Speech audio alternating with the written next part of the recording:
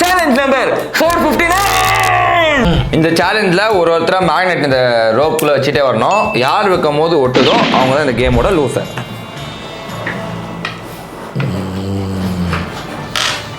இருடா, இவன் ஒருத்தன் இருக்கான்டா கேம்ல.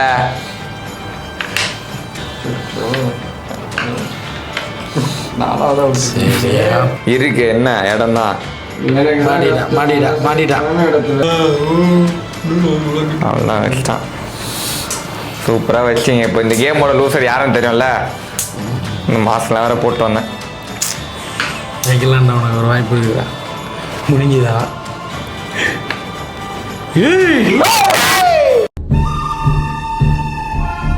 ஐயோ கஷ்டம்டா.